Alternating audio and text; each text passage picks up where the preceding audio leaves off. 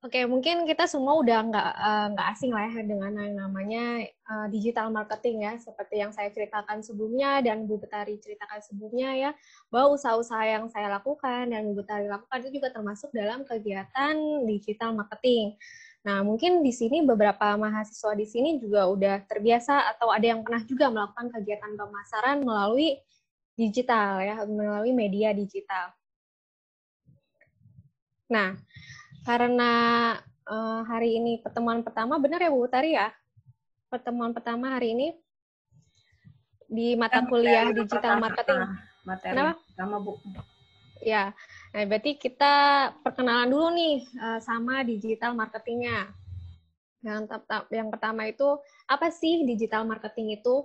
Kemudian bagaimana sih pemasaran digital merubah konsep pemasaran ya? Bagaimana konsumen digital, apakah sama atau berbeda dengan yang konvensional? Kemudian apa aja sih kelebihan dan kekurangannya atau opportunity and ya kesempatan dan ancamannya dalam melakukan pemasaran melalui media digital. Oke. Kita langsung masuk ke pembahasan pertama. Apa sih digital marketing? Nah, oke. Nah, ini sebelum kita masuk ke pemasaran digitalnya, kita harus tahu dulu nih, apa itu pemasaran. Nah, ini ada definisi menurut Kotler ya, yaitu suatu proses sosial dan manajerial di mana individu dan kelompok mendapatkan kebutuhan dan keinginan mereka dengan menciptakan, menawarkan produk yang bernilai satu sama lain. Nah, di sini intinya adalah mulai dari menciptakan sampai menawarkan produk. Nah, itu adalah tugas dari seorang pemasar atau seorang marketer. Nah, kemudian lalu apa digital marketing? Sama aja dengan definisi pemasaran, namun yang berbeda di sini adalah difasilitasi oleh teknologi digital. Ya, jadi aktivitas institusi atau sebuah institusi atau organisasi bisnis ya dan proses yang difasilitasi oleh teknologi digital dalam menciptakan, kemudian mengkomunikasikannya, kemudian menyampaikannya ya, mendeliverikannya nilai-nilai tersebut kepada konsumen dan pihak yang berkepentingan lainnya, bisa kepada partner ya, partner bisnis dan yang lainnya. Nah, kemudian bagaimana sih pemasaran digital merubah konsep pemasaran? Nah, ini pemasaran digital ini udah telah merubah ya bagaimana bisnis dan organisasi lainnya berkomunikasi dengan audiens dan halayak mereka. Nah, semenjak kehadiran internet di dunia, sudah sekitar 25 tahun ya, hampir 30 tahun ini digunakan dalam kegiatan berbisnis. Nah, ini saat ini konsep pemasaran yang tadinya mungkin hanya tradisional marketing, nah sekarang udah terbagi dua nih, menjadi tradisional marketing dan juga digital marketing. Nah, pemasaran secara tradisional yaitu biasanya kegiatan promosinya yang dilakukan ini misalnya membuka toko fisik ya, misalnya di ruko-ruko atau di mall, tokonya itu terlihat gitu. Kita semua biasanya datang ke toko tersebut kalau kita mau beli suatu produk ya atau jasa begitu. Kemudian biasanya promosi atau kegiatan pemasaran yang dilakukan secara tradisional itu seperti membuat pameran ya atau menyebarkan brosur atau beriklan melalui majalah ya, kemudian newspaper.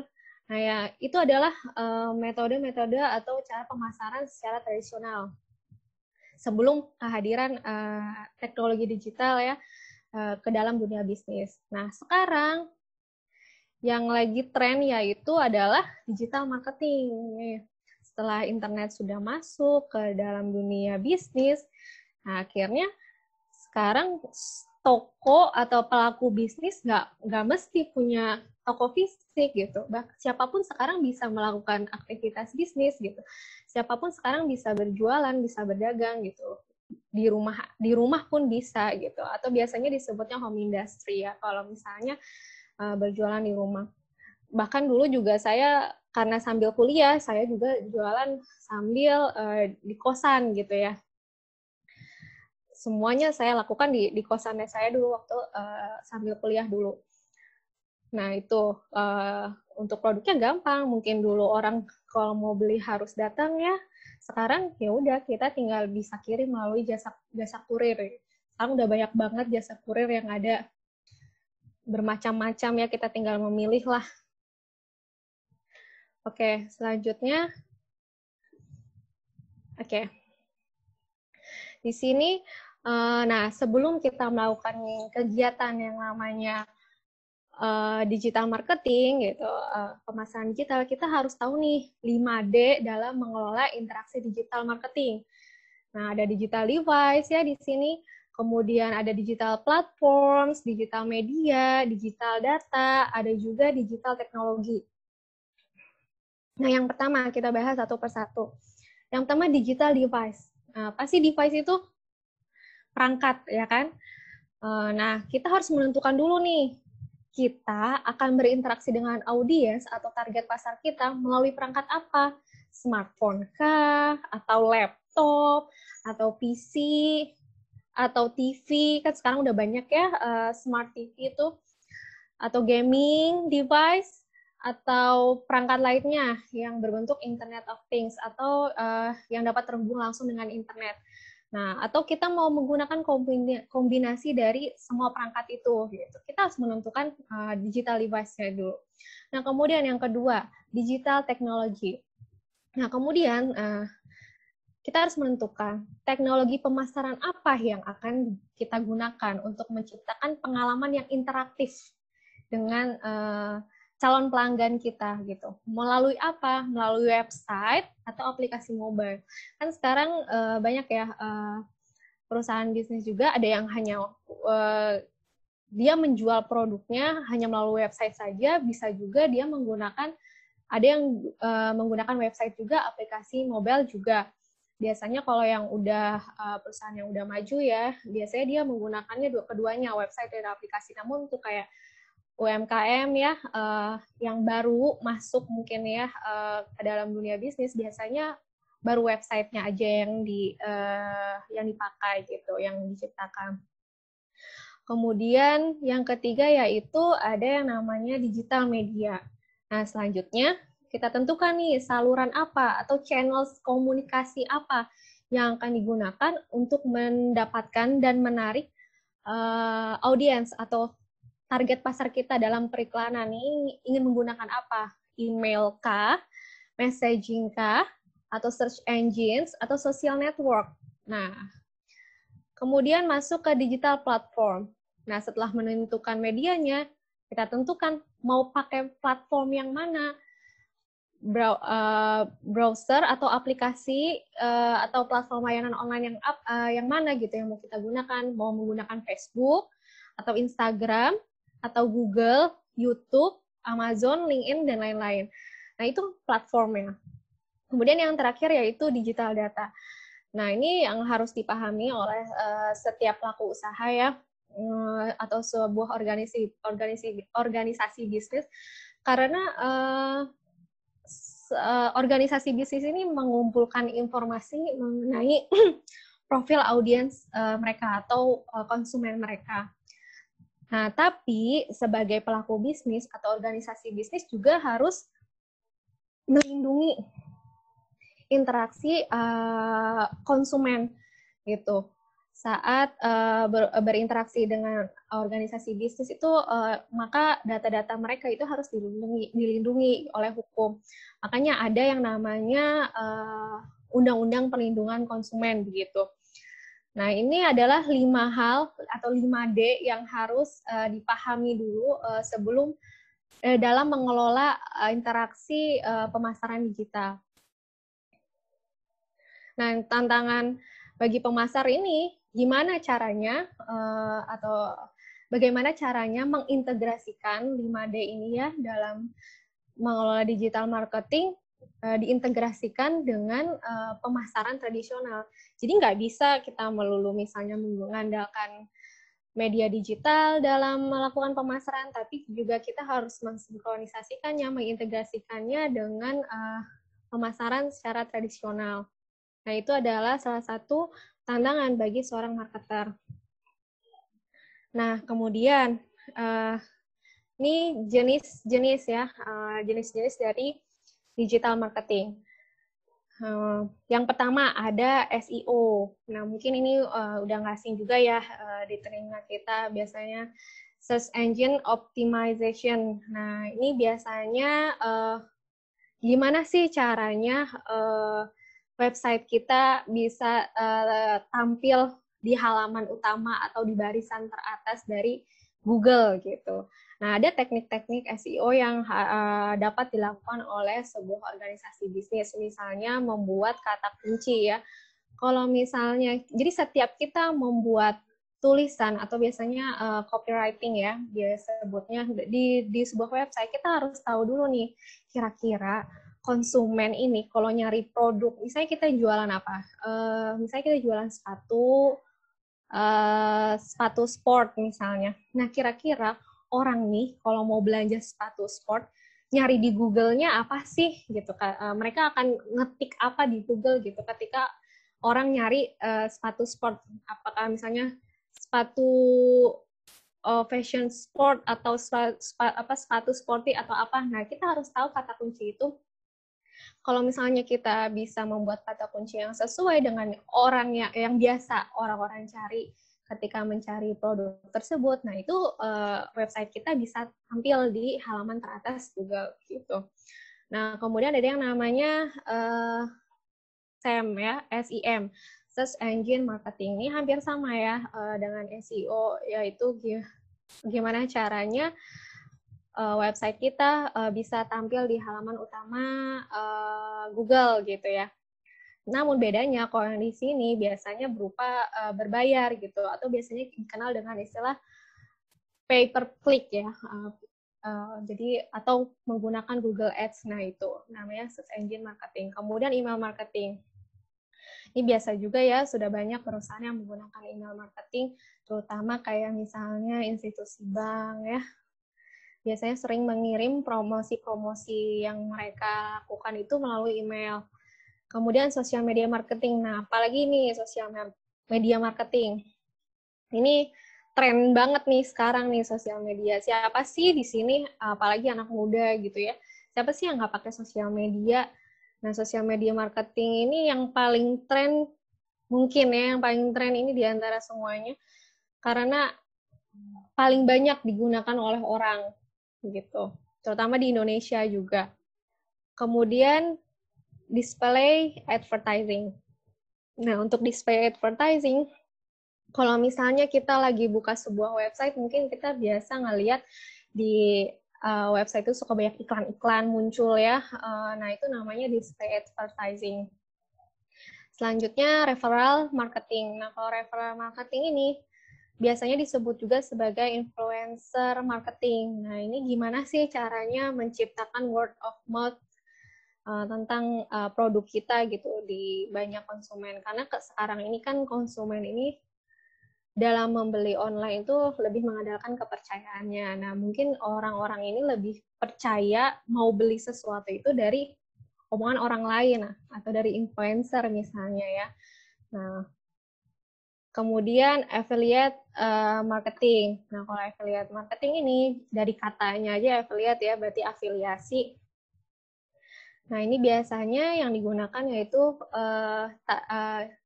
metodenya itu dengan berafiliasi dengan perusahaan lain, atau misalnya kayak kita, misalnya kita pelaku bisnis, kita menjual sebuah produk, kemudian kita bekerja sama dengan e-commerce atau e-marketplace ya, misalnya berjualan di Shopee, Tokopedia, Bukalapak, Zalora, dan lainnya misalnya.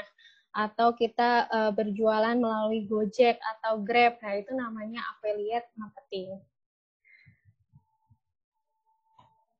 Oke, selanjutnya peran digital marketing. Peran digital marketing ini banyak banget. Yang pertama tentu ya membangun brand awareness. Gimana sih gimana caranya orang-orang ini aware gitu terhadap brand kita atau sadar ya, sadar terhadap brand kita. Nah, saat kita menggunakan digital marketing yang sekarang lagi tren dan otomatis orang juga jadi banyak yang mengetahui tentang kehadiran brand kita. Kemudian customer relationship management, ya.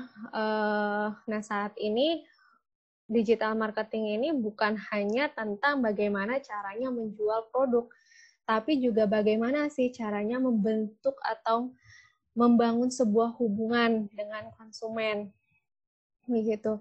Nah, ini dia peran digital marketing yang sangat berpengaruh untuk menciptakan loyalitas pelanggan, yaitu membentuk customer relationship management. Kemudian yang ketiga yaitu promosi. Nah, jelas ya kalau promosi itu jelas tugas utama dari digital marketing yaitu promosi. Yang melakukan pemasaran promosi di mana-mana, di media sosial ya, bisa tadi juga misalnya melalui Google SEO gitu. Nah, itu tadi jelas peran digital marketing sebagai promosi. Nah, kemudian yang keempat yaitu melakukan transaksi jual beli. Nah, contohnya kayak yang tadi e-commerce, e-marketplace kita langsung kan melakukan transaksi jual beli di situ. Nah, itu dan masih banyak lagi peran-peran digital marketing terhadap sebuah organisasi bisnis. Nah, kemudian kita masuk ke digital consumers. Nah, konsumen digital ini bagaimana sih? Nah, ini ada data ya, populasi di Indonesia yaitu berapa nih? 272,1 juta orang ya, dan 64%-nya itu adalah pengguna internet gitu. Nah, kemudian 59%-nya adalah pengguna aktif media sosial. Nah, ya, dari data ini dapat dikatakan bahwa target pasar kita ini sangat tersebar di dunia digital gitu. Karena pengguna internet di Indonesia ini udah di atas 50%, 64% gitu. Ini jumlah yang sangat besar. Bahkan pengguna media sosialnya ya, di sini juga 59%. Ini berarti kita sangat bisa menggunakan media sosial gitu sebagai metode pemasaran. Nah, kemudian, ini aktivitas e-commerce masih di Indonesia juga nih. Nah, ini ya angka-angkanya ini sangat cukup besar ya. Jadi yang pengunjungnya itu 90% itu dari populasi Indonesia itu pasti pernah mengunjungi retail store ya, online, website gitu. Kemudian membuat keputusan pembelian melalui mobile device. Nah, berarti saat ini tuh konsumen ini lebih sering berbelanja melalui mobile device-nya dia gitu. Mungkin kan banyak ya yang menggunakan PC gitu, dia belanjanya di laptop gitu. Tapi ternyata di sini dikatakan bahwa yang melakukan pembelian melalui laptop atau desktop komputer ini hanya 25%-nya gitu. 80%-nya itu rata-rata kita belanja itu atau konsumen ya berbelanja itu menggunakan mobilenya dia gitu. Nah, oke. Ini ada online consumer dan traditional consumer. Nah, ini tentu menjadi hal yang dua kategori yang sangat berbeda ya. Nah, kalau konsumen online ini pasti akan lebih banyak melibatkan kepercayaan mereka saat membeli produk dibandingkan oleh konsumen tradisional. Mungkin kalau misalnya konsumen tradisional, kalau beli barang kan karena secara langsung ya bisa ngelihat langsung ya, bisa megang, misalnya kita beli baju gitu kan kita bisa coba langsung, kemudian kita pegang bahannya seperti apa. Nah, berbeda dengan konsumen online, dia harus menebak-nebak kira-kira ini bahannya seperti apa ya, kayak gimana, pas nggak ya di badan saya gitu. Jadi konsumen online ini lebih banyak melibatkan kepercayaannya. Nah, makanya itu sebagai seorang pelaku bisnis, gimana caranya harus membentuk kepercayaan itu kepada konsumen online. Nah, salah satu caranya atau strategi yang bisa dilakukan oleh pemasar yaitu menyediakan informasi yang berkualitas saat berjualan secara online ya, baik melalui website atau misalnya melalui media sosial. Makanya itu harus dijelaskan secara detail produknya, bahannya apa, ukurannya berapa, kemudian apalagi harganya, semua pokoknya detail informasi ini harus ditampilkan saat menjual produk secara online gitu, agar konsumen ini lebih percaya kepada brand kita gitu. Akhirnya mereka mau memutuskan pembelian kepada brand kita gitu. Kemudian pertimbangan yang lainnya ya, kalau karena ada harga juga. Misalnya kalau konsumen online ini mereka lebih pintar karena referensi mereka lebih banyak. Mereka bisa dengan mudahnya membandingkan harga produk satu dengan yang lainnya ya, karena mereka tinggal search aja misalnya di e-marketplace, mereka cari produk yang sama, kemudian mereka akan membandingkan harga yang menurut mereka yang lebih murah gitu atau yang lebih affordable bagi mereka. Nah, mereka akan memilih itu. Berbeda dengan tradisional consumer ya. Kalau konsumen tradisional ya saat mereka belanja ya udah mereka nggak bisa kalau misalnya mereka belanja sambil browsing itu akan menghabiskan waktu yang sangat lama. Beda dengan konsumen online kan ya emang ya udah dia langsung browsing di situ di mana aja. Jadi memutuskan keputusan pembelian juga lebih cepat begitu. Kemudian pertimbangan lainnya juga reputasi ya. Kalau di marketplace misalnya dia akan melihat bintangnya misalnya ya, dari bintangnya, jumlah bintangnya, yang jumlah bintangnya lebih banyak ya dia pasti akan lebih memilih belanja melalui toko yang jumlah bintangnya lebih banyak gitu ya, dibanding jumlah bintangnya yang lebih sedikit. Atau misalnya kalau di media sosial mungkin dia akan lebih memilih membeli di Instagram misalnya yang followersnya lebih banyak gitu ya, dibandingkan yang followersnya masih sedikit. Nah itu kan suatu hal-hal ini itu melibatkan kepercayaan dari konsumen online ini lebih besar dibandingkan dengan konsumen tradisional seperti itu. Banyak sekali pertimbangan dan strategi-strategi yang bisa dilakukan untuk membentuk keputusan pembelian pada konsumen online. Nah, kemudian apa aja sih kelebihan, kekurangannya, atau kesempatan dan ancamannya dari digital marketing ini? Nah, yang pertama opportunity-nya. Yang pertama jelas ya, efisiensi biaya. Karena yang kemudian bisa kita harus menghabiskan biaya yang lebih banyak karena ada ongkosnya, namun dengan jualan online kita bisa melakukannya di mana saja. Begitu. Kemudian interaktivitas ya, interaktivitasnya lebih tinggi ya, bisa melalui chat ya, sosial media juga ada ya, ada DM-nya, ada komennya, nah jadi lebih interaktif. Kemudian pasar tidak terbatas, kita bisa jualan nggak hanya di dalam negeri aja, tapi juga di luar negeri juga kita bisa menjangkau pasar di luar negeri, begitu. Kemudian durasi, informasi online tersedia secara permanen. Nah, kalau misalnya kita mau beriklan secara tradisional, misalnya di baliho, nah itu kan ada jangka waktunya ya.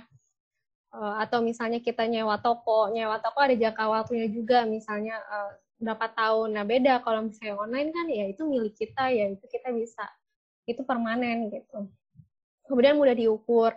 Nah, apalagi kita kalau misalnya menggunakan kayak media sosial atau Google Analytics, nah kan itu ada ya, kita bisa melihat followers kita berapa sih, kemudian konten mana sih, ya, konten yang mana yang lebih menarik perhatian atau yang meningkatkan engagement dengan para konsumen. Nah itu kan bisa diukur secara langsung gitu kalau kita menggunakan media digital. Lalu ancamannya. Nah, untuk ancamannya, yang pertama hak cipta ya. Ini paling bahaya nih di hak cipta dan paling menyebalkan bagi saya. Karena saya juga dulu kalau misalnya udah capek-capek ya photoshoot produk ya, udah bagus-bagus foto, ternyata fotonya tiba-tiba dicuri orang terus dipakai orang buat jualan gitu. Terus mereka mengklaim ya ini produknya mereka gitu. Padahal itu foto saya gitu misalnya. Itu kita di sini kalau melalui media digital ini hal yang kita mau daftarin ke HKI satu-satu foto kita itu kan nggak mungkin gitu. Mungkin kan kalau yang didaftarin ke HKI kan merek gitu ya. Nah kalau misalnya foto kan banyak gitu. Nah itu dia. Jadi masalah hak cipta itu agak sulit menjadi ancaman gitu dalam digital marketing. Nah kemudian koneksi internet juga ya. Ya masalah koneksi internet ini ya bagi pelaku bisnisnya sebagai ancaman juga bisa, sebagai konsumen juga bisa, sebagai pelaku bisnis kalau misalnya koneksi internetnya lagi jelek, ya udah nggak bisa jualan atau jualannya tersendat. Atau waktu itu pernah ingat nggak yang pemerintah matiin koneksi internet berapa hari gitu waktu itu ya, 3 hari atau berapa hari itu kan langsung aktivitas bisnis online tuh langsung mati saat itu. Bahkan kita mau transfer online transfer uang gitu ya, transfer uang aja kita nggak bisa waktu itu saat koneksi internet mati. Nah ini salah satu ancaman juga. Makanya itu di sini tugas pemasar atau sebagai pelaku bisnis, nah itu harus bisa mengintegrasikan pemasaran ini jadi nggak hanya digital aja tapi juga bisa mengintegrasikannya secara tradisional gitu. Jadi saat koneksi internet mati ya tetap bisa hidup gitu secara offline. Nah kemudian yang tadi karena tidak dapat disentuh ya, maka konsumen juga akan maka kita sebagai pemasar atau sebagai pelaku bisnis harus lebih usaha gimana caranya menciptakan kepercayaan pelanggan agar mau membeli produk kita. Kemudian, nah ini ya masih sama ya kepercayaan. Nah kemudian yang terakhir yaitu belum dirangkul semua orang. Nah contohnya kayak generasi baby boomer ya, ini yang lahir sekitar 1946 sampai 1964. Nah itu generasi baby boomer ya, mungkin generasi orang tua kita. Nah itu kan nggak semuanya mereka bisa atau terbiasa menggunakan media digital, nggak kayak kita mungkin ya. Dan apalagi generasi apa yang di bawah nih, generasi Z ya, milenial ya, terus kemudian di bawahnya milenial, namanya generasi kalian kan itu kan udah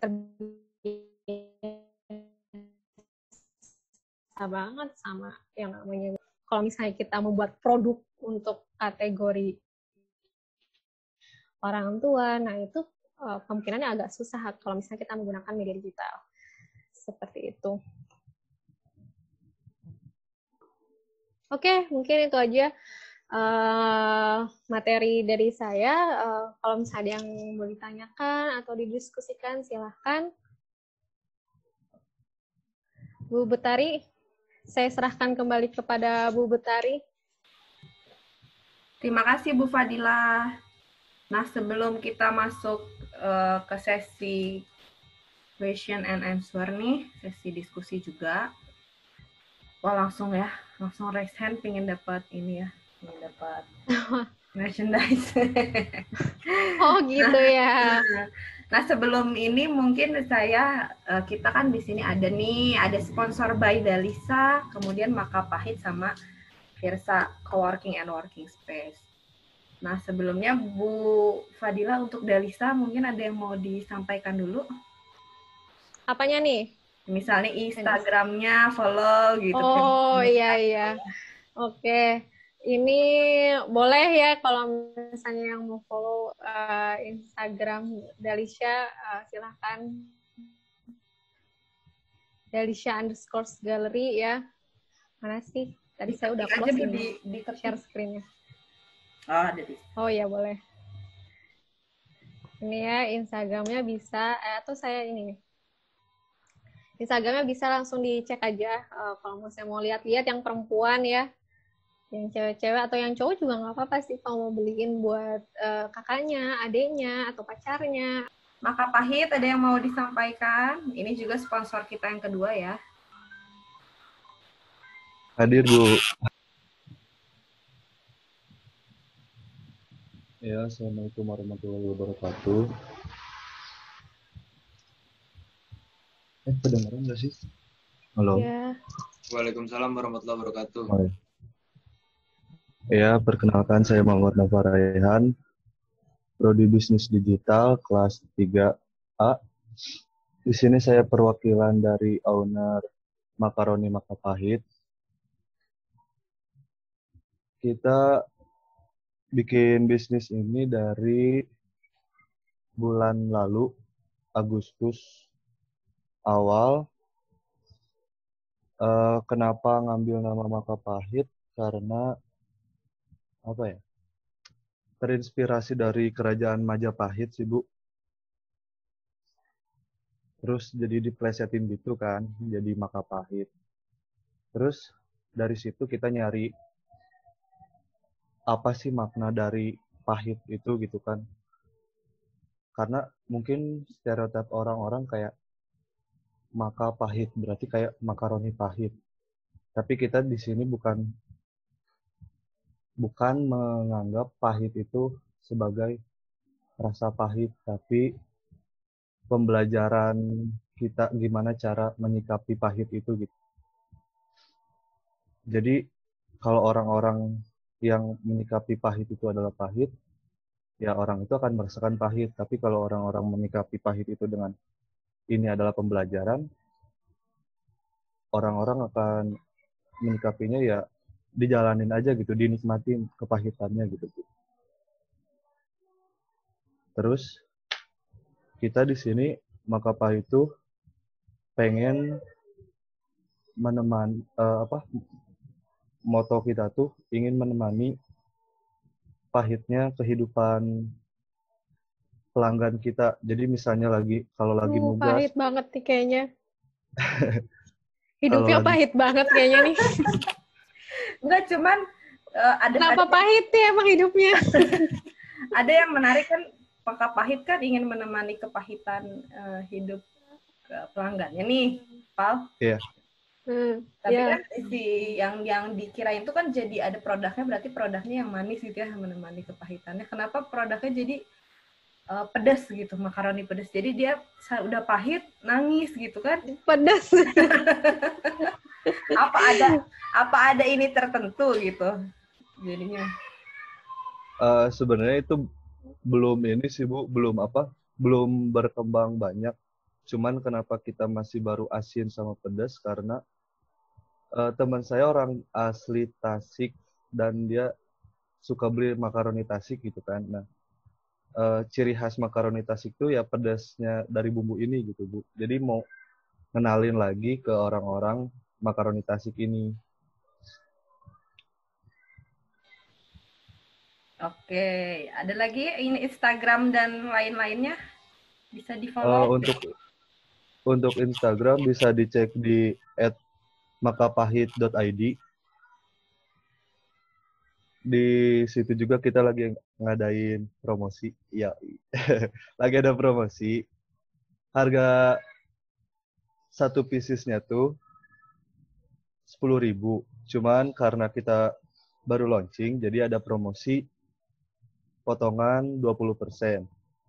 Terus kita ngadain sayembara. Barang siapa yang bisa mengumpulkan 10 orang customer, dia berhak mendapatkan hadiah dari Makapahit. Oke, terima kasih Makapahit.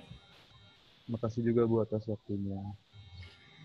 Nah, selanjutnya ini ada dari Firsa, tapi yang dari Firsanya tidak bisa hadir, jadi mungkin saya wakili saja. Jadi Firsa Coworking Space ini sebelumnya ini Bu Fadilah Sate Taichan Buah Batu. Iya, masih. Nah, itu akhirnya untuk mengikuti perkembangan juga sekarang dan mendukung UMKM, makanya mereka bikin yang namanya Coworking and working space juga. Oh. Nanti rencananya juga dari mereka ini, Instagramnya ya, Instagramnya coba.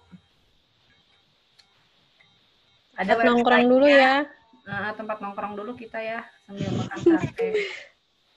Dan dapat diskon, biar dapat diskon tuh. Enaknya gitu teman-teman, kalau misalnya kalian, temennya punya usaha juga nih, jadi nongkrong di sana, potong ya gitu ya kalau teman. Ngumpulin voucher diskon. Voucher diskon gitu. firsaworkingspace.id untuk websitenya nanti diketikkan ya. Terus Instagramnya juga _Firsa_workingspace. @Firsa_workingspace. Nah, untuk Firsa ini katanya dapat meeting room. Jadi kalau misalnya kalian nanti sewa, dapat voucher juga untuk 2 orang, bukan untuk 2 orang ya. Berarti untuk 20 orang satu voucher, bisa untuk 10 orang nih meeting roomnya. Sewanya harganya sekitar berapa ya? 150.000. Terus kalian nanti dapat snack gratis dan minuman. Bukan snack sih, jadi apa ya namanya, soft meal. Makanan ringannya, tapi bukan makanan ringan cemilan. Jadi bukan cemilan yang keripik gitu, tapi cemilan. Nanti ada makanan khusus lah dari Firsa untuk teman-teman semua. Kalau misalnya sekarang lagi yang pada di Bandung, lokasinya di Bandung ya.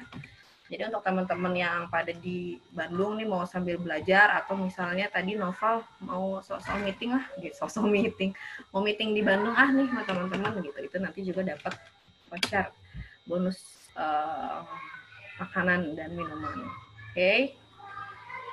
Oke, kita mulai nih Q&A-nya. Dapat merchandise dari sponsor dan juga dapat voucher tadi ya. Perempuan ladies first deh. Yang paling atas dulu, paling depan, ya. Fani dulu ya. Perkenalkan, nama saya Tovani dari kelas 3A Bisnis Digital. Jadi, kan tadi dijelaskan nih ada thread dalam melakukan digital marketing, salah satunya hak cipta. Terus ada itu kan, kemarin sempat viral tentang hak cipta geprek bensu sama IM geprek bensu.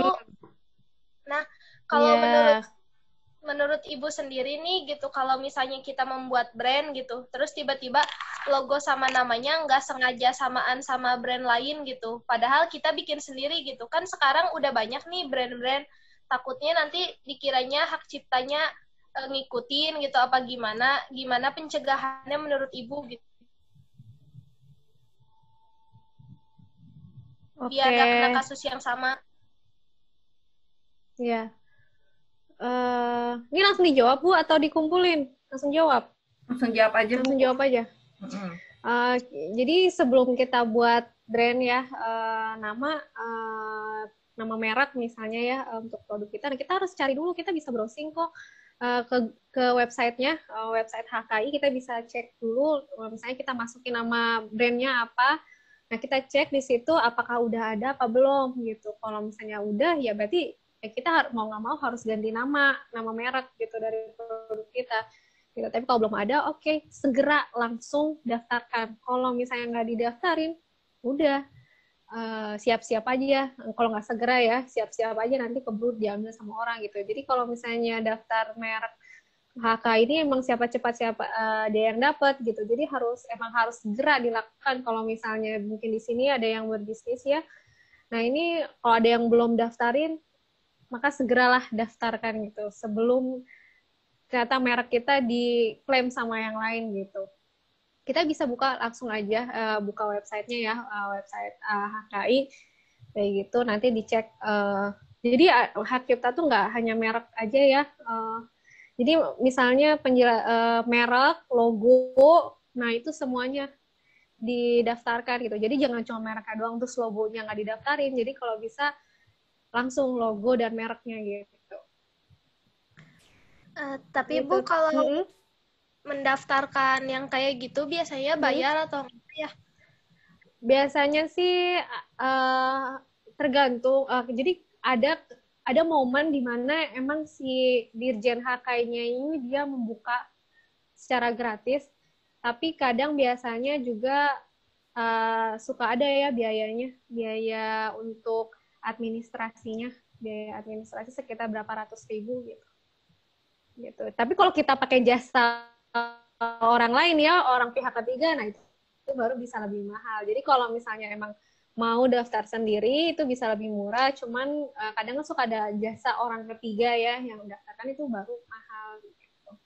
Tapi biasanya di universitas suka ada kok yang nawarin datang, jadi orang HKI-nya datang ke universitas, biasanya datang ke bagian UMKM universitas ya yang ngurus UMKM, biasanya mereka menawarkan ada nggak misalnya mahasiswanya atau misalnya UKM-nya ya, kegiatan mahasiswanya yang membuat produk, silahkan daftarkan. Dulu di Unpad juga datang orang HKI-nya. Tapi kalau saya dulu lewat teman, jadi teman yang daftarin dulu, jadi agak lebih mahal biayanya gitu, karena bayar orang ketiga gitu. Teman di universitas di Unpad waktu itu pernah juga, jadi merekanya yang datang itu nawarin itu biaya administrasinya sekitar berapa ratus ribu gitu, kayak nggak lebih dari 500.000 biasanya, kayak gitu. Terima kasih, Bu. Iya. Ya, Fatur. Mana Fatur? Oh, ya, halo, Assalamualaikum. Waalaikumsalam. Oke. Perkenalkan, Bu. Saya Fatur dari kelas 3A Bisnis Digital. Kan saya belum punya brand gitu ya, atau belum memulai usaha bisnis, tapi saya udah ada planning rencana itu tahun depan insya Allah mau mulai merintis. Nah, tapi saya itu benar-benar stuck di marketingnya gitu. Jadi bagaimana tahap kan untuk memulai bisnis tuh, pertama selain ada produk dan ya harus ada pembelinya juga kan, kita ya targetnya gitu, target konsumennya. Nah, itu ya cara yang baik itu, strategi yang baik itu bagaimana untuk mendapatkan customer gitu yang sesuai dengan target pasar kita gitu. Terima kasih. Oke. Udah kenapa tahun depan, kenapa nggak sekarang? Karena modalnya mungkin ada tahun depan gitu. Ya. Dan mau jualan apa emang? Insya Allah sih mau ke itu ya, fashion, mungkin kaos. Fashion, kaos. Yeah. Oke, buat siapa kaosnya? Kaos polos sih. Kaos polos, tapi ya, kaos polosnya siapa? itu bukan untuk pemuda, yang oversize gitu.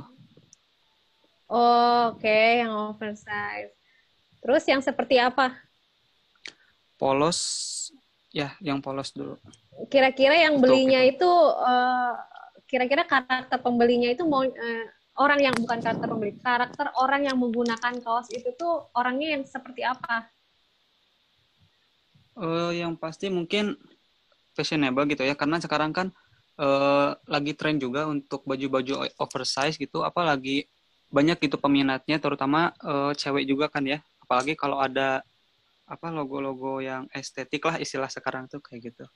Berarti ini untuk cewek dan juga untuk cowok? Iya. Atau emang unisex?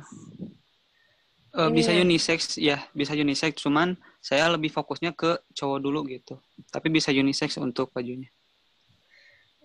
Ditentukan nih, jadi kalau misalnya yang pertama harus dilakuin itu ya, selain kita bikin produknya, kita harus riset pasar. Nah, makanya tadi ditentuin dulu pasarnya siapa, target marketnya nih siapa, orang yang seperti apa, mulai dari karakternya, kemudian usianya. Nah, itu dirumuskan dari sekarang, mau usia berapa, kira-kira usia berapa yang menggunakan itu? Usia SMA sampai kuliahan sih. SMA sampai mungkin kalau SMA tuh 16 tahun ya, 16 tahun sampai umur 23-an lah, 23 tahun. 16 sampai 23 tahun targetnya, yeah. Berarti usia. Yeah. Nah, kemudian dari karakteristiknya orang cowok tadi kan ya, untuk gendernya berarti cowok. Iya. Nah, gendernya cowok, kemudian mahasiswa atau mahasiswa ya. Terus karakternya orang cowok yang gimana tadi? Yang fashionable. Yang ya cukup fashionable. Yang fashionable tuh yang kayak gimana? Jadi dia tuh suka OOTD gitu, Kak, Bu. Jadi OOTD. apa? Sekarang semua orang tuh suka OOTD masalahnya. Jadi yang cowoknya tuh seperti apa? Nah, itu misalnya jadi hobi deh. Cari hobinya apa gitu. Hobi saya. Enggak, yang kira-kira menggunakan produk itu. Oh iya. Nah, itu juga sih. Jadi kalau untuk spesifiknya saya juga masih bingung gitu ya. Justru di situ saya kebingungannya itu. Target pasarnya mau kayak apa? Kayak gimana saya? Nah, karena saya masih belajar gitu untuk marketing, belum terlalu paham gitu untuk marketing. Terutama yang sosial media sih. Ingin benar-benar paham tuh. Karena emang lagi banyak kan ya peminatnya gitu. Tapi udah tahu belum? Atau udah misalnya orang di sekitar deh. Orang di sekitar yang kira-kira mau nggak menggunakan produk itu? Nah, itu belum survei kayak gitu.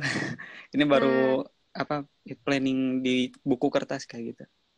Oke, ya udah berarti itu ya tadi bikin planning tentang si produknya ya, mau bikin produk yang seperti apa, kemudian dicari target pasarnya, mau yang pasarnya seperti apa. Kalau udah tahu detail target pasarnya gampang, kita mau jualan di Instagram atau melalui Facebook, Instagram atau apa. Cuman karena sekarang mungkin ya kalau untuk anak muda yang lebih banyak menggunakan Instagram, ya Instagram tuh cepet banget bisa dapetin konsumen.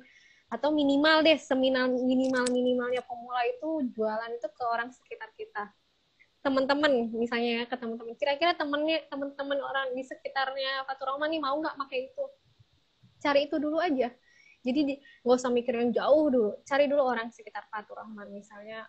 Dia mau teman kita mau nggak pakai itu? Gitu. Seminimal-minimalnya. Kalau udah dirumusin dah. Nanti kalau misalnya kita mau menggunakan Instagram misalnya udah ditentuin ya. Nah, Instagram tuh ada Instagram Ads, ada juga endorsement. Nah, tinggal milih mau endorsement atau Instagram Ads. Kalau Instagram Ads jelas tuh udah difokusin semuanya. Usianya, terus interestnya di mana, itu tuh di Instagram Ads tuh udah kita tinggal nentuin aja gitu. Nanti si Instagram yang bergerak target pasarnya yang mana gitu. Kalau endorsement misalnya berarti kita tinggal cari nih selebgram mana sih yang kira-kira cocok pakai kaos ini gitu. Atau followersnya siapa sih yang sesuai lah nih sama produk kita gitu. Udah tinggal action deh. Ya, terima kasih, Bu. Ya. Farin. Iya. Silakan Farin. Terima kasih Ibu.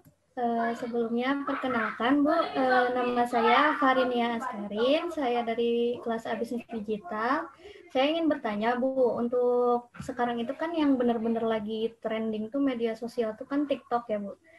Nah TikTok ini kan digemari banget nih sama pelaku usaha mikro karena algoritma feed-nya itu memungkinkan pengguna muncul di FYP tanpa harus memiliki banyak followers atau engagement yang besar gitu ya Bu. Nah menurut Ibu apakah marketing melalui TikTok ini bisa atau cocok gitu digunakan dalam jangka lama? Terima kasih Ibu. Kok sekarang emang lagi hype banget ya, apalagi di kalangan anak muda. Dan paling cepat untuk mendapatkan viral marketing itu ya, viral marketing itu emang dari TikTok. Jadi beberapa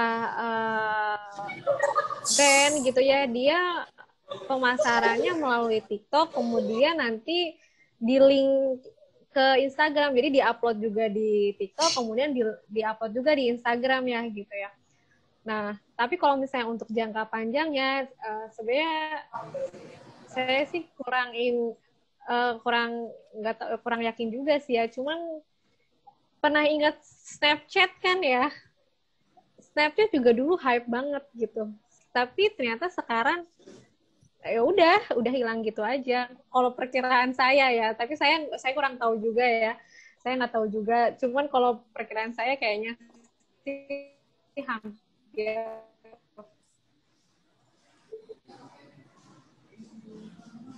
hampir sama kayak kecuali TikTok dia berkembang, kemudian dia apa namanya fiturnya dia bisa menambah dengan fitur-fitur yang lain ya. Kalau kayak misalnya Instagram kan dia nggak cuman yang awalnya cuman foto doang misalnya ya, tapi tiba-tiba udah ada Insta Story, kemudian live Instagram, misalnya nambah lah fiturnya berbagai macam-macam. Nah, kalau misalnya TikTok bisa menambah fiturnya gitu, terus mengembangkan fitur yang ada, mungkin bisa. Tapi kalau misalnya TikTok fiturnya yang ada sekarang terus ya udah itu aja, ya dia pasti akan berakhir kayak Snapchat gitu. Atau SFM juga ya, yang sempat hype tapi sekarang ya udah gitu. Karena dia fiturnya nggak berkembang gitu, dia ya udah itu aja. Makanya jadi tergantung kira-kira TikToknya akan mengembangkan fiturnya atau enggak gitu. Gimana, jelas? Terima kasih Bu. Ya. Saya Novian Rahman Iskandar dari kelas BBI. Jadi gini Bu, langsung aja. Kan tadi ada tipe digital marketing ya Bu ya, ada banyak seperti sosmed, ada SEO, SEM, referral, terus affiliate dan yang lainnya. Nah, kita itu sebagai digital marketer lebih baik ya udah aja gitu kita pakai semua tools ini atau kita menyesuaikan dengan target market yang kita punya. Nah, kalau misalnya itu apakah berpengaruh kepada order dan repeat order kita? Dan kalau misalnya berpengaruh, seberapa besar pengaruhnya Bu? Terima kasih. Ya, jelas dong, tentu disesuaikan dengan target pasar ya. Kalau misalnya kita mau menggunakan media yang mana, ya sesuai sama target pasarnya. Target pasar kita ada di mana? Apakah di media sosial, ataukah orang-orang yang searching melalui Google, atau yang mana? Jadi kita harus tahu dulu target pasar kita tuh dominannya di mana. Kenapa kita harus tahu gitu ya? Pertama ya kita harus efisiensi biaya juga ya. Kita nggak mungkin menggunakan semuanya sekaligus, karena itu biayanya pasti akan lebih besar, kecuali emang perusahaan yang udah sangat maju ya, yang berkembang, perusahaan yang sangat besar, perusahaan yang udah besar lah. Nah itu oke lah mungkin ya, dia ingin jangkau pasar yang lebih banyak. Nah kita bisa menggunakan kombinasi dari keseluruhannya. Namun kalau misalnya untuk kayak pelaku bisnis yang baru atau masih yang menengah, nah itu kita harus fokus pada target pasar kita. Target pasar kita itu lebih banyak berada di mana sih gitu, atau lebih percaya sama yang mana gitu. Target pasar kita itu lebih kebanyakan nih orang-orang yang belanja melalui e-marketplace atau orang-orang yang belanja melalui media sosial. Nah, kita harus tahu juga. Atau emang dia nyarinya di media sosial dulu, kemudian belanjanya melalui e-marketplace. Gitu. Kita harus tahu itu gitu. Karena misalnya gini, ada banyak juga ya orang di media sosial itu cuman buat ngelihat popularitas brandnya di media sosial, tapi dia kalau misalnya beli melalui chat misalnya ya, chat yang ada di media sosial, dia nggak mau gitu. Dia lebih percaya kalau misalnya transaksinya melalui e-commerce atau e-marketplace gitu. Nah, jadi kan itu mau nggak mau brand harus menyediakan dua media kan. Media sosial iya, affiliate marketing juga iya gitu. Dia juga daftarin produknya di e-marketplace, misalnya di Shopee atau Tokopedia yang lainnya. Karena Shopee sama Tokopedia itu kan dia untuk transaksi jual belinya lebih aman gitu kan, karena menggunakan rekber atau rekening bersama. Nah, jadi untuk transaksi pembelian gitu, transaksi untuk masalah transaksi pembeliannya pasti lebih terpercaya dibandingkan kalau misalnya kita belanja transaksinya melalui chat yang tersedia di media sosial gitu kan. Biasanya media sosial dia jualan, terus untuk ordernya misalnya via WhatsApp atau Line gitu, atau via chat media chat yang lainnya gitu. Nah, kita harus tahu itu target pasarnya. Repeat order juga kira-kira berpengaruh ya, Bu? Repeat order itu pengaruhnya bagaimana pelayanan kita kepada konsumen gitu. Jadi repeat order itu kan terjadi berarti kan pembelian kedua dan seterusnya kan. Nah, bagaimana kita melayani konsumen saat si konsumen itu membeli pertama kali, mau melalui media apapun, misalnya melalui marketplace atau misalnya sosial media atau melalui website, kan itu ada ya yang namanya customer service-nya, chat personalnya. Nah, gimana dan juga ya gimana caranya kita bisa melayani konsumen dengan baik. Kemudian produk yang disediakan sama kita tuh sesuai dengan gambarnya atau informasinya ya. Ukurannya M, ya udah yang disediakan, yang dikirim juga M misalnya gitu. Atau misalnya gambarnya yang digambar bagus tapi yang nyampe jelek. Nah, jadi kalau repeat order itu dihasilkan dari pengalaman belanja mereka yang pertama, bisa dari produknya, apakah kesesuaian produk ya, atau kesesuaian harga. Yang kedua yaitu pelayanan saat chat, atau yang ketiga yaitu jasa pengiriman. Nah, jadi kalau untuk repeat order nilainya dari 3 hal itu. Oke, makasih Bu. Iya. Terakhir nih kayaknya ada pertanyaan Bu dari Riana. Maaf sebelumnya jadi gini, kan digital marketing tidak jauh dari konten. Bagaimana cara membuat konten yang menarik? Karena sedikit cerita, selama pandemi saya berjualan di search box dan melakukan promosi juga di IG. Juga endorse ke teman-teman saya yang memiliki cukup banyak follows gitu. Tapi makin kesini penjualan saya tidak meningkat dan malah stuck. Sebelah mana yang salahnya ya Bu? Padahal saya sudah coba promosi berbagai cara juga. Oke. Tadi apa? Masalah tentang kontennya ya? Ini jualannya apa? Melalui apa? Instagram. Oke. Melalui Instagram. Kalau tentang konten, coba dilihat lagi kontennya ini yang diupload di Instagram, apakah isinya cuma jualan doang atau ada informasi penting lainnya? Jangan-jangan yang kita update atau kita post di Instagram ini cuma tentang jualan aja. Nah, itu tuh konsumen tuh bisa, atau followers dari media sosial kita itu bisa bosen kalau misalnya isinya jualan aja. Makanya kita harus seimbangin nih. Misalnya diselipin ada tips-tips tadi jualan apa? Dessert box ya.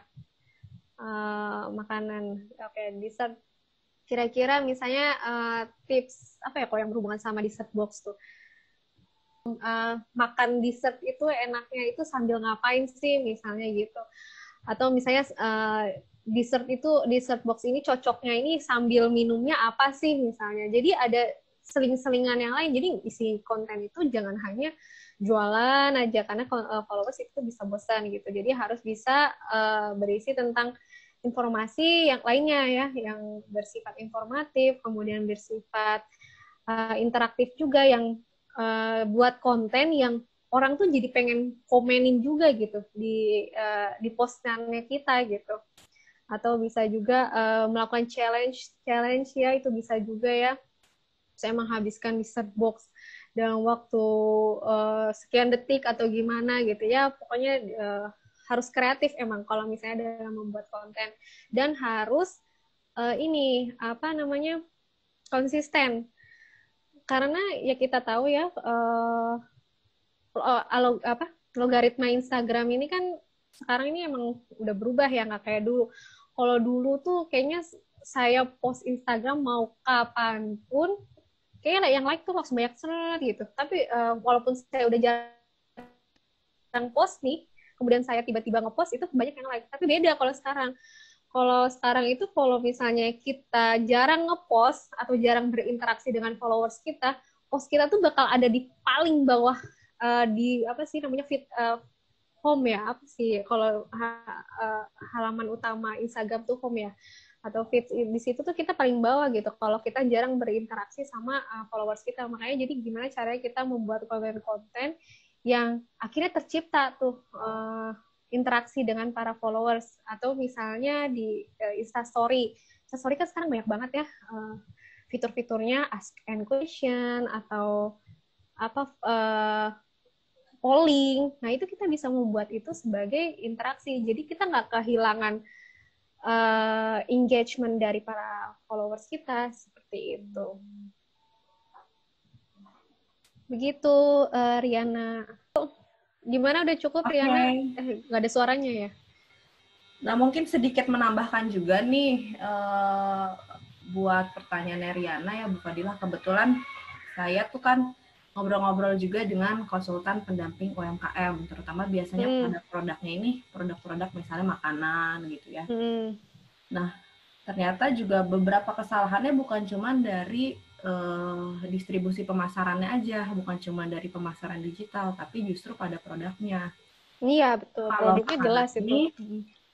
Juga biasanya ternyata produknya nih misalnya harus kuat juga, karena kan kalau kita tuh manajemen pemasaran belajar dulu ya, bauran pemasaran ya Bu Dila ya, yang 4P itu. Iya. Kalau pemasaran digital kan memang sekarang jadi lebih spesifik nih, mereka belajarnya ke pemasaran digitalnya saja. Tapi kalau kita kan itu bisa jadi Riana juga harus mencari tahu apakah benar nih si produknya bagaimana gitu ya. Jadi bisa jadi sebenarnya pemasarannya juga caranya udah tepat gitu melalui digital. Tapi ada kesalahannya dari sisi produknya. Misalnya kemarin tuh yang salah satu produknya misalnya dari packaging-nya kah? Apakah si packaging-nya ini memberikan informasi kadaluarsanya kapan gitu, informasinya itu gitu. Terus tadi kalau dari pemasaran digital apa aja manfaatnya kayak gitu. Nah, itu juga harus banyak yang dipikirkan memang kalau makanan juga gitu. Nah, mungkin nanti kalau Riana atau teman-teman lain juga nih, seperti Noval juga, ketika produknya makanan, nanti ada yang namanya coaching klinik juga. Kalau coaching klinik ini sama dosen dari IPB University. Nanti saya kasih kontaknya juga, karena kalau biasanya yang namanya bisnis itu nggak mungkin nih kita misalnya ke Bu Fadilah harus pro gitu, apa sih tentang makanan gitu. Karena biasanya kalau IPB kan ada teknologi pangannya tuh Bu. Iya, betul. Jadi mereka biasanya lebih tahu apa sih misalnya inovasi yang harus dilakukan. Nanti mungkin Riana atau siapa nih Bu, boleh nggak coaching kliniknya itu juga free ya. Untuk mahasiswa bisa ikut gitu di coaching sama pendamping UMKM-nya. Itu. Terus masih udah jam 2:30 juga. Ini paling terakhir. Masih banyak pertanyaan nih. Selanjutnya Safik aja dulu ya, Muhammad Safik. Iya Bu. Perkenalkan nama saya Muhammad Safik dari kelas A, semester 3 Bisnis Digital. Mau nanya, kalau saya kan di Tokopedia, Shopee dan lain-lain kan banyak toko-toko tuh. Misalkan kita baru buka toko nih,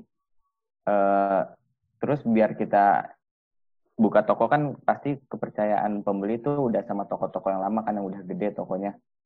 Nah, gimana kita juga biar bisa dapat kepercayaan juga gitu, biar banyak pembelinya gitu. Oke. Halo? Ya.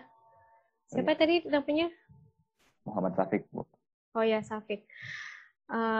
Oke, ini berarti baru ya? Baru mulai jualan berarti ya? Iya. Baru banget. Oke, kalau yang baru banget nih ya, baru banget mulai jualan, yang pertama kayak harus dilakuin itu ke orang sekitar dulu jualannya. Kalau misalnya kita mau jualannya di marketplace doang ya, pertama ke orang sekitar dulu. Kemudian minta, karena orang sekitar ini kenal ya, misalnya orang yang kita kenal, ya kita bisa minta tolong sama mereka buat kasih bintang dong, misalnya kasih feedback dong, kasih komen, review gitu di Tokopedia atau di Shopee gitu. Jadi belinya jangan secara langsung, minta mereka belajarnya melalui website itu gitu. Itu satu cara yang bisa dilakukan sebagai kalau pertama kali baru jualan, soalnya kan pasti belum ada bintangnya kan, belum ada komennya. Kemudian yang kedua, gunakan pemasaran yang lain, misalnya melalui media sosial. Jadi kalau mau jualan Tokopedia ya kalau bisa usahain promosi juga di media yang lainnya, misalnya di Instagram atau di Facebook gitu. Nah, kemudian arahin mereka untuk melakukan transaksi pembeliannya melalui e-marketplace yang kita miliki, bukan e-marketplace yang kita miliki, misalnya toko online kita di e-marketplace gitu, misalnya di Tokopedia atau di Shopee.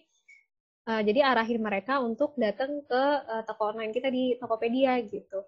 Jadi transaksi jual belinya jangan melalui WhatsApp atau Line atau chat yang lainnya. Jadi diarahin langsung ke e-marketplace. Jadi undang dulu orang-orang itu buat belinya itu ke Tokopedia ya, atau toko online kita di Tokopedia, jangan melalui secara langsung gitu. Itu kalau awal mulanya banget seperti itu cara beberapa trik-triknya.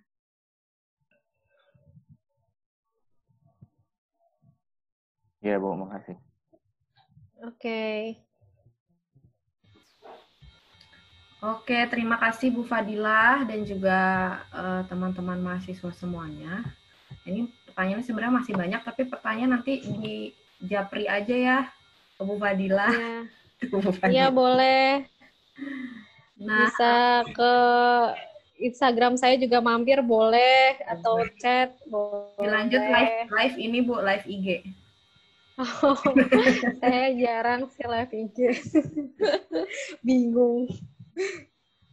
Oke, jadi terima kasih Bu Fadilah atas waktunya dan juga ilmunya pada hari ini yang sangat bermanfaat sekali.